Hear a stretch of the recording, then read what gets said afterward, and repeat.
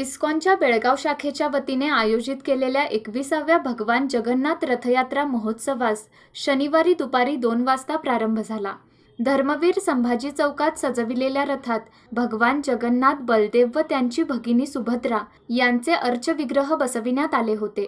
रथाच्या समोर बांधलेल्या मोठ्या दोरखंडाने हजारो भक्तगण उत्साहाने रथ पुढे ओढत होते। इस्कॉनचे ज्येष्ठ संन्यासी रामगोविंद महाराज, भक्ती रसामृत स्वामी महाराज, याचबरोबर दयालचंद्र आणि वृषभान प्रभू या मुंबईहून आलेल्या भक्तांच्या हस्ते पूजा करून रथास चालना देण्यात आली। यानंतर रथासमोर सुमारे 1 किलोमीटर अंतरापर्यंत पुढे रस्त्यावर आकर्षक रांगोळ्या घालणारे पथक कार्यरत होते। त्यांच्या मागोमाग सजवलेल्या बैलजोड्या भगवंतांच्या जीवनावरील अनेक प्रसंगांचे वर्णन करणारे देखावे सादर करण्यात येत होते।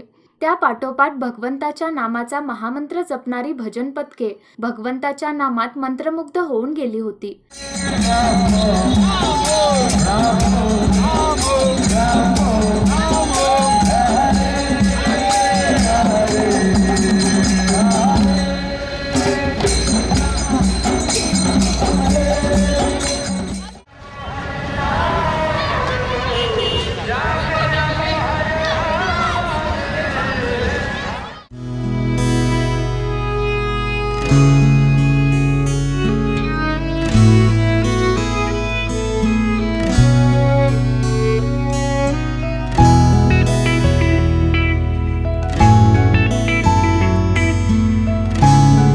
मॅडम, लक्षात ठेवा, वेळ महत्वाची।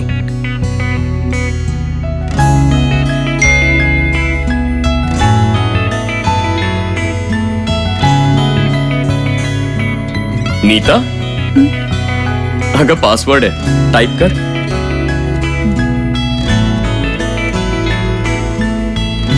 बाबा, मी आहे ना। कधी कधी हे छोटे क्षण सुद्धा कोणाला तरी खूप आनंद देऊन जातात। गेल्या 2 दशकांपासून 1 लाखाहून अधिक ग्राहकांचे आयुष्य समृद्ध करणारी Lokmanya multipurpose cooperative society limited, सातत्य निरंतर।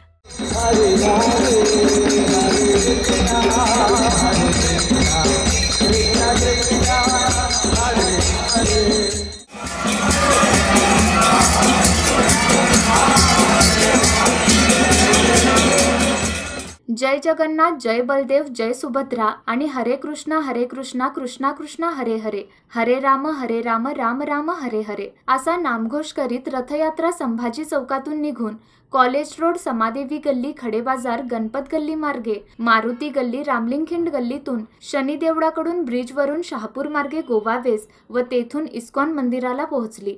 तेथे सायंकाळी विविध कार्यक्रम झाले। रथयात्रेच्या मार्गावर अनेक ठिकाणी स्वागताच्या कमानी उभारण्यात आल्या होत्या। त्याचबरोबर वाटेत पाणी, दूध, रस व फळांचे वाटप करण्यात येत होते। यात्रेवर अनेक ठिकाणी पुष्पवृष्टी केली जात होती। अत्यंत शिस्तबद्धरित्या निघालेल्या या यात्रा महोत्सवात काही परदेशी भक्तही सहभागी झाले आहेत। रथाच्या मागील बाजूस एक स्वच्छता पथक कार्यरत होते। रस्त्यावर पडलेला केरकचरा व ग्लास आधी उचलून रस्ता साफ करण्याचे काम ते पथक करत होते।